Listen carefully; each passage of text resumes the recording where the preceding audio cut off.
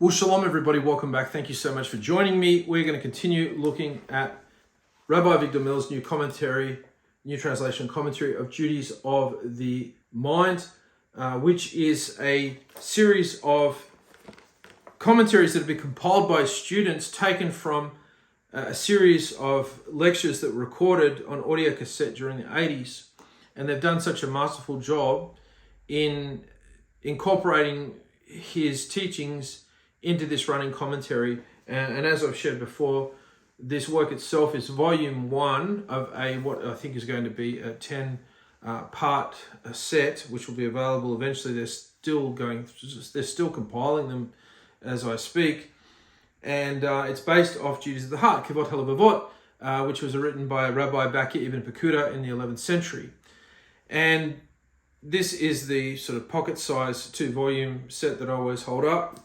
Always good to have this not far from wherever you are to study and to learn. But what's better is to start getting the actual series by Rabbi Avigdor Miller, a more contemporary rabbi, which takes this enormously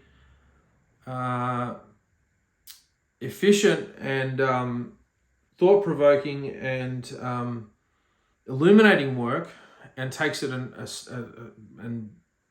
step further by allowing you to be able to get a lot of these concepts and get your head around them with more of a fighting chance with his contemporary commentaries.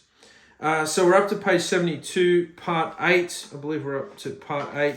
The early commentaries on the mitzvot.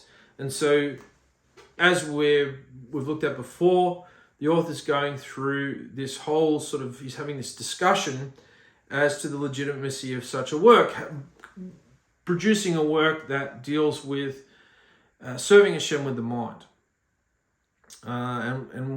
Is this a valid subject? Is this something? Why haven't we been availed of plenty of great safers in the past that deal with this subject? He's asking a really good question. He's saying, well, surely there's other Sepharim out there, and the reality is that there wasn't too much out there that just stuck mainly to a person's mind, what they're thinking. Okay, so let's get into it. And because at bottom of page 72, and because knowledge of the mitzvot in the Torah has 2 aspects, one of which is open, the second of which is concealed. And that's true. The Torah has a concealed component and it has an open component. It has a component that people can see quite clearly and understand. It's common sense, rational, but it also has a part which is concealed. It's not very easily visible unless a person makes an effort and to start to do some legwork and uncover this concealed information that is in the text also. Many of you are familiar with the Pardes. That is the 4 levels of interpretation of the Torah, the Peshot and the Drush and the Remez and the Sod. There is open knowledge about what is written in the Torah, and there are secrets hidden in the mitzvot of the Torah. These are the inner meanings and interpretations of the mitzvot and the halakot, which are not explicitly stated in the Torah, but which need clarification. So we're talking more specifically not about the Torah in general, whether it has things that are visible and are concealed. We're talking about the mitzvot of the Torah specifically. I looked into the Sepharim of the early writers and who came after the period of the Talmud, and who authored many works on mitzvot to establish with them knowledge of the concealed secret aspect of the Torah. And I saw that whatever they intended to explain, to clarify about the concealed aspect of the Torah, always fits into one of 3 categories. So it comes to a revelation as to what are these things that they often talk about, or what they are things that can be split up into 3 different groups. One of the categories of works on the mitzvot consists of books that explain the Torah and the books of the prophets, the Navaim. These are the commentaries, the Mefashim, that we see on the Tanakh. So that's why it's always important to be abreast of the commentaries and get a book with good commentaries.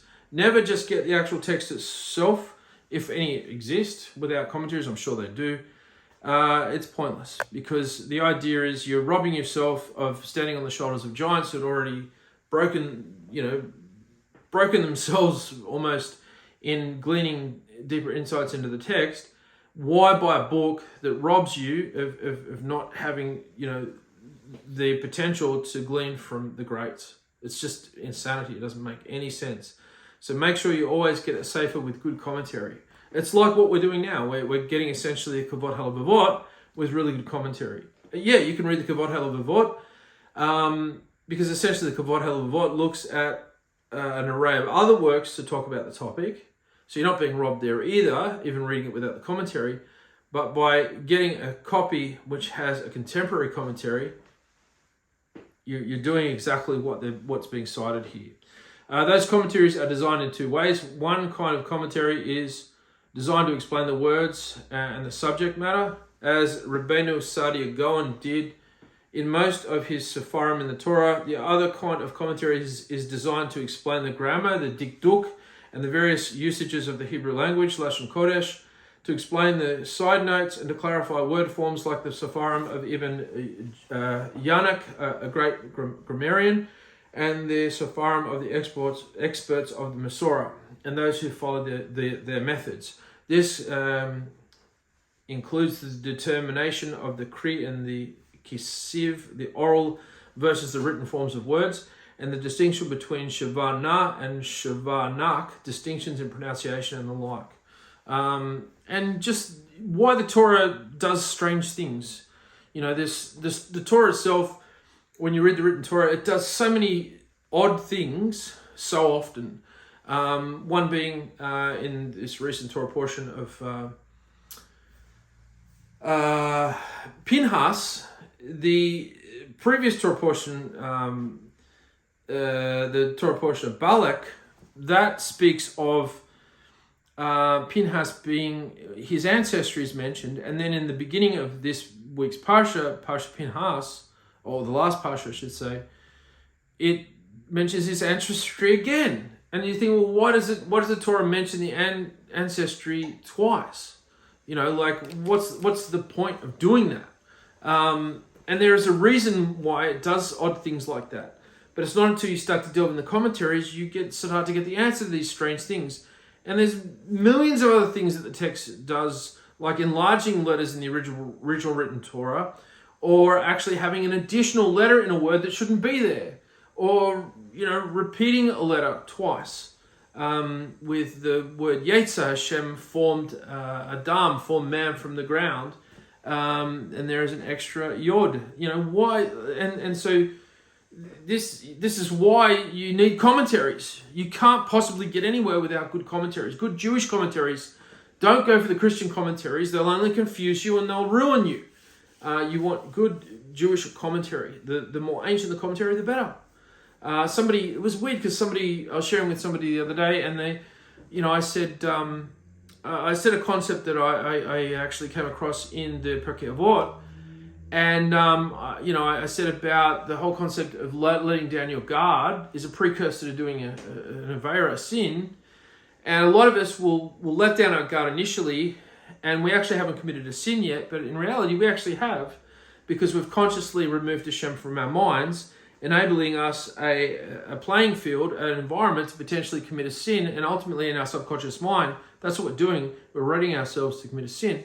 And I was sharing this, and I said, does that make sense to you? And is this something that you're familiar with? And the person said, oh, when was it written? And I think to myself, well, what does that matter? And in that person's mind, they think, well, we've come so far now, we've got so much more knowledge than we had in those days. So what's the point of reading all that old stuff when you can read modern stuff? And the reality is, what the person doesn't realize is if you read the modern stuff, it's so warped with today's false ideology that it's going to actually put you in a worse position than you were before. And so the Torah is probably the only discipline where we're reaching back in time to get wisdom, and by reaching forward in time to get wisdom from the current thought processes of the day, thought processes of the day, if I can speak properly, that's more likely to get us into trouble because of stinking thinking and a wrong ideology that's manifest in the current world. But this person doesn't understand that, and I've explained it to them before, but it's just beyond them. They just don't see. And this is not a dumb person by any means. This is a smart person. They go, well, when was it written? It's like, as soon as I heard that, I'm like, when was it written? It's not worth reading that stuff because, it was written at a time when the world wasn't as polluted as it is now, and people actually thought clearly. Okay. Anyway, that's enough about that. Note, the commentaries in this first category all deal with the task of explaining the Tanakh in a simple, direct manner. The second category of works on the mitzvot consist of those who wanted to compile summaries of the mitzvot and make them available to people in a brief way, like the Sefer of Rav Kafetz and Ben Yitzlak, one of the early Rishonim. That's an era of Jewish sages. Or those who tell us what our obligations are in the current times, such as halakot pesukot, halakot gedolot, and the like.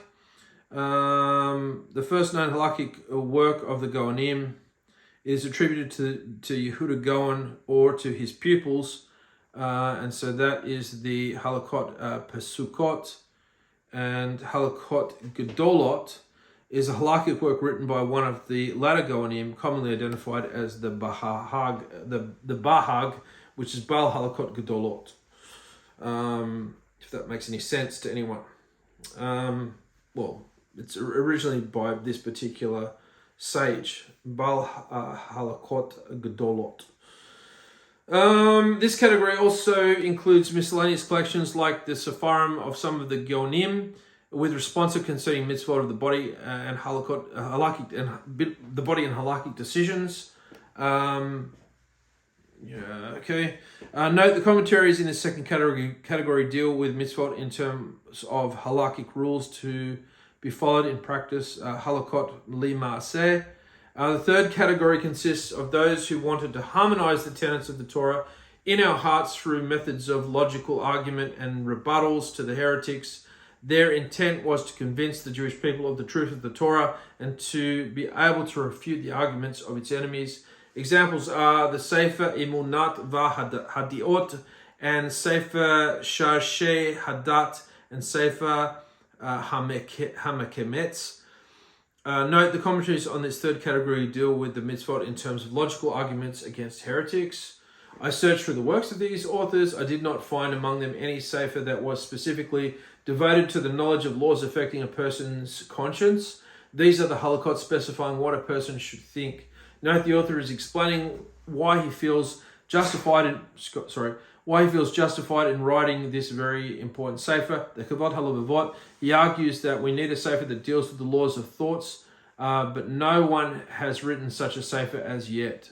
So that's a big call. If you're in the world of Torah and you go, I'm going to write a sefer about the subject and it's never been explored before, that is a huge red flag. Normally that'd be a huge red flag. That'd mean that there's something wrong with you. If you're saying that you're about to embark on a subject that hasn't been tackled, that's insane. That's a hugely, and yet this was actually the scenario 1100 years ago with this particular sage. He's like going, I don't think there's been a sefer written on this. And so this is a huge, it's like discovering, penicillin, like it's discovering electricity. It's on that level. I saw that this knowledge, which is the chakam of the mitzvot of the mind, which is the wisdom of the mitzvot of the mind, of the commandments of the mind, has not been discussed. And it was not recorded in any sefer, which would include all the principles and divisions of this chacham, of this chokmah, of this wisdom. Sorry, not chacham, chokmah. The author is making a very important assertion here. It might very well be argued that his entire effort is not necessary. All the great Mikabrim, the authors who came after the Talmud, neglected to make a sefer of the Kavod Halavavot. So Who is he to come along and supply what they failed to do? And this should be your attitude when you're writing a Torah-related book. Like, who am I to actually write this? Surely there's a workout that deals with all this stuff that's better than I could do. And so then you embark on a little mission to sort of find if that's the case. And if it's not the case, well, then you've got to do it. This is a job you can't neglect. You know, the world is depending on you, so to speak. This points to an important principle. Hashem leaves a space for a person to accomplish things even though the great men before him didn't do it. It was similar to the situation I had... Excuse me for a second. It was similar to the situation I had with the driving on the Sabbath. You know, lighting a fire on the Sabbath, if you are Jewish, you can't light a fire on the Sabbath. You know, you're Machalet Shabbat. You're not Shabbat observant. So that's got to be sorted, you know. And nobody else is talking about it. Nobody else is talking about winning people to stop driving on the Shabbat, you know. And I'm like, so I decided to do a video about it. I mentioned it in my latest book as well, and I'm sorry I didn't see. And we'll see what happens. But I was checking it. I discussed with certain people in the movement, and they weren't giving me the answers that were reasonable. And I thought, well, this has got to be addressed. You know, we have to shine some light on this subject. We can't ignore it. And I'm still waiting for somebody else sort of greater than me with more influence and somebody who's got the qualifications, the general qualifications, to actually broach it within the movement. So I've broken the seal, I guess. I've launched into it. I've at least put something out there that you can read on the subject. And so in that regard, I kind of feel that I know a little bit what this is like. You know, you're launching into a topic and you go, well, I'm not qualified to talk about this. Surely there's millions of other people, at least thousands of other, maybe not millions, but at least hundreds of other people that would be better qualified to talk about this than I am, but no one's talking about it, and you encourage other people to talk about it who are better than you, and they don't want to talk about it, and they give you excuses, and they try and not return your calls, and then you go, well, hang on, we've got to talk about it. We've got to discuss it. We've got to work out what the way forward is on it. Why isn't nobody wants to talk about it? Because people are lazy. People are lazy. They don't want to move close to a place of learning or prayer. You know, they want to stay far away so they can do whatever they want through the week and then come every Saturday to a place and go, hello. You know, so I kind of know I think I know what that's about. I'm not sort of making out that I'm on this level nowhere near, but I'm just saying I think I know to some degree what that's like. I've got an inkling of what that's like. The author is making a very important assertion here. It might very well be argued that his entire effort is not necessary. All the great Makabarim, Makabarim authors who came after Talmud neglect to make a sefer on the Kabbalah Halavot. I know I've already read this, I'll read it again. So why has it come along? So who is he to come along and supply what they failed to do? This points to an important principle. Hashem leaves a space for a person to accomplish things even though the great men before him didn't do it. And allowance is always made by heaven for a person to become great. That's a huge revelation just there. An allowance is always made by heaven for a person to become great. If that person's willing to put in the effort, Hashem will enable that person an opportunity to become great and to uncover a gleaning and a gem and an insight from the Torah. And people are constantly going out of their way to bend over backwards to find new gleanings to bedazzle people with, but they don't seem to have the same fervor to actually live righteously. They're just more about coming across information and knock people's socks off, and they're not doing anything to improve their behavior to live a righteous life, if that makes any sense. But it's precisely that desire to actually improve yourself and be a more faithful human being to Hashem, do tshuva, and be open and honest, that Hashem sees you have the wherewithal and the potential to be given some sort of allowance from heaven to become great in something. So what I'm saying is people are pushing in the wrong area. People need to push more on themselves to get the best out of themselves, to be a better father, a better husband, better member of the workforce, better in terms of maybe your domestic responsibilities, your ethical behavior, in terms of your punctuality. All these things you need to work on, and you need to have front and center. You go, I need to stop swearing. Like if a person has a swearing habit, it takes a year or even longer for the person's inner monologue to stop swearing. So you might stop swearing instantly and maintain that, and then start to grow out of not actually swearing verbally, but it takes actually some time in your mind to actually stop swearing in your mind. And yet you have to learn to stop saying that horrific, vulgar word in your mind. But it takes a lot longer to get it off your lips than it does to get it out of your mind. And so a person has to be aware of that and work on that. And then Hashem sees somebody like that, and they're learning, and he goes, okay, I'm going to give that guy a genuine insight. Boom. But then you have other people that aren't thinking like that. They're looking for the insight. They're not looking to fix the error of their ways. And so they'll come up with insights that aren't really insights at all. Or they're wrong. The hashkafar is off. Their ideology is off somewhere. When a capable person starts something good, and someone says, if it's so good, why wasn't it done before you? He should not let himself be discouraged. The author could have been discouraged by the fact that nobody before him wrote a sefer on the mitzvot of the mind.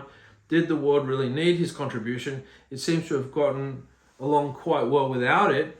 If there was a need for the sefer, why wouldn't the Rif produce it?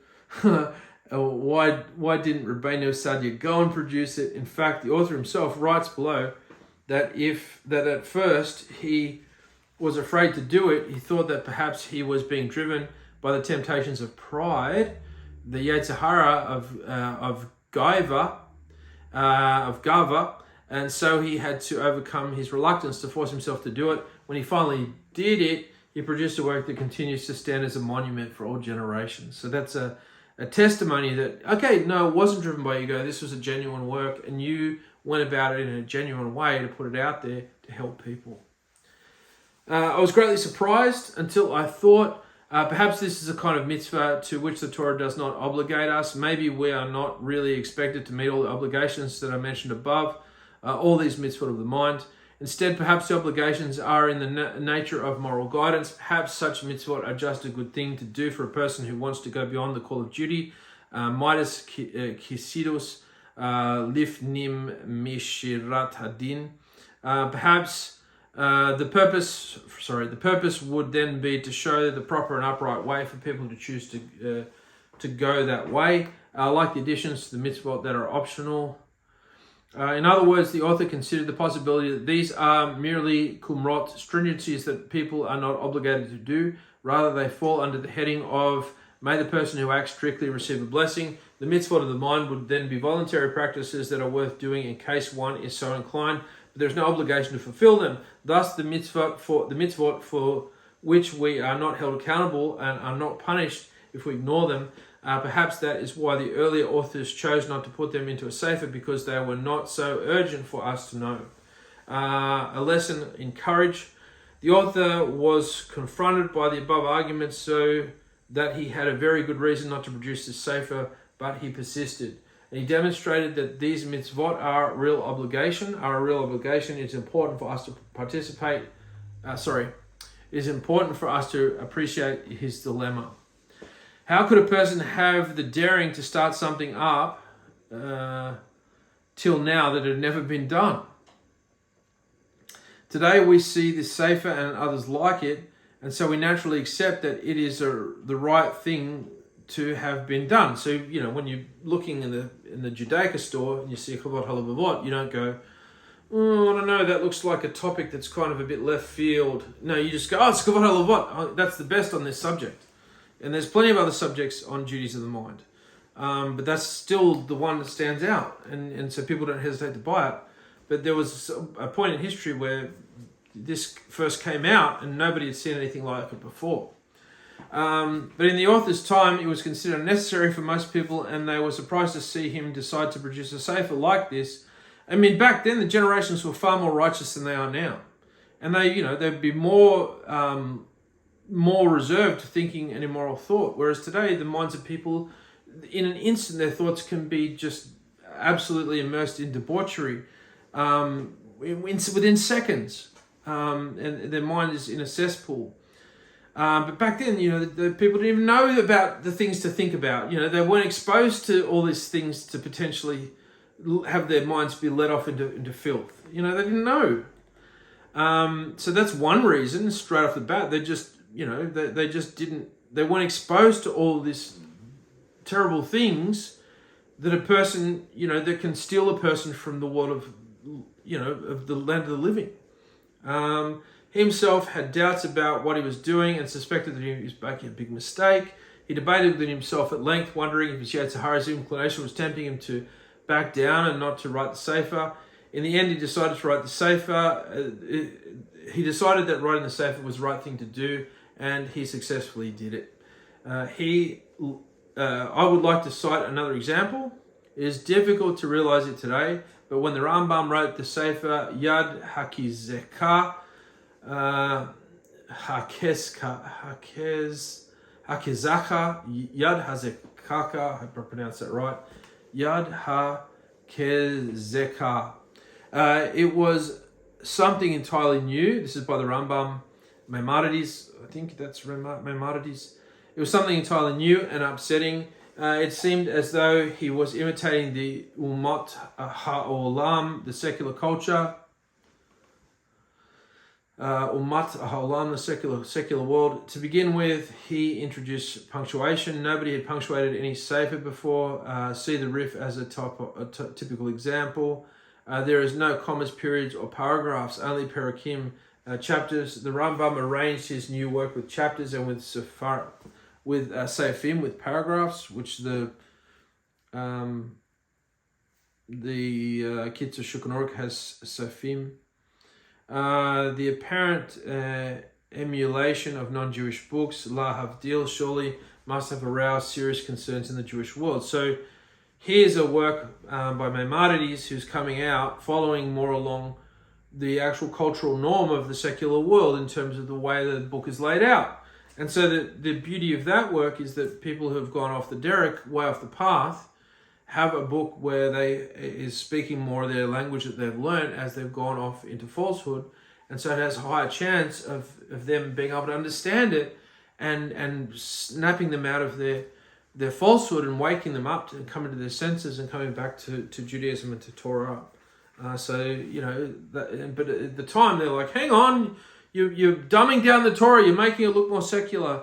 Well, as long as you aren't doing an avera, you're committing a sin, you're making something accessible to somebody who has less ability to read the Torah without the vowel signs and without punctuation. You're giving them the ability to have a chance at actually reading it. Somebody who needs the truth, who needs the emet, needs to come back, needs to do tshuva. But in their hearts, they felt that what he did went against the tradition of Jewish derek, of the Jewish way. We might get the same reaction today if someone attempted to publish a Sefer Torah scroll with punctuation. People would violently object, even if the Sefer Torah was not intended for use in a synagogue service. Of course, we now have punctuation in Chumashim, printed copies of the 5 books of Moshe, and that could also be said to imitate the Gentiles. I think you can get printed Torah scrolls on paper that look like a Torah scroll. They come in a velvet bag, and they do have punctuations. They do have vowel signs, but they're not kosher Torah scrolls. But they're still expensive. They're about $100, compared to Torah scrolls, $20,000. But what I'm saying is they do actually have things that look like Torah scrolls, and they do have the vowel signs. They've had those for years. We may imagine that the first time someone published a Chumash was with punctuation. That was a great Kiddush novelty. However, once the printing of the Chumashim became common, everyone agreed that it is useful, and there is no valid reason why it should not be done. So the Chumash, the blue art scroll Chumash that most people are familiar with, I've got it somewhere back there. I use the Goodnik now. I've been using that for nearly 5 or 6 years now. Probably 7 or 8 years actually. I've been using it, and it's they've got vowel signs. They've got it's what's being spoken about here, and it's accepted within the Orthodox Jewish world. Therefore, in retrospect, we conclude that a person who did at the first time gets the merit of being miskil b'mitzvah, maskil b'mitzvah, one who initiates a mitzvah. So when the Rambam published a summary of the entire Torah in a highly structured form with multiple levels of section names and subdivisions, and then punctuated everything, it was a revolutionary undertaking. Although the context is extremely valuable, the form was a tremendous kiddush. And so we see that there was great men who were willing to break new ground and were willing to disregard what people would say about them. And we'll leave it there. That takes us to page 78, up to part 10. Part 9. So we've just done part 8, and this is part 9 we're up to now. New investigation is the name of the next section. Page 78. Thank you so much for joining me. A lot to think about there in terms of the humility that this author's showing. And he's really questioning, this work and going backwards and forwards, and you can really feel that travail. But as more wicked and coarse the generation becomes, the more they are going to require things that are a bit dumbed down. But obviously there's a line that a person has to draw. You can't water down the Torah so much that it's not even the Torah anymore. But in terms of getting people to think about the concepts that are the right concepts to be thinking about and having as something they should be working on, you can do whatever you can as an act of keruv outreach to design it in such a way that will be the easiest for them to actually comprehend and understand and build on. Anyway, thank you so much for joining me. Until next time, Hashem willing, bye for now.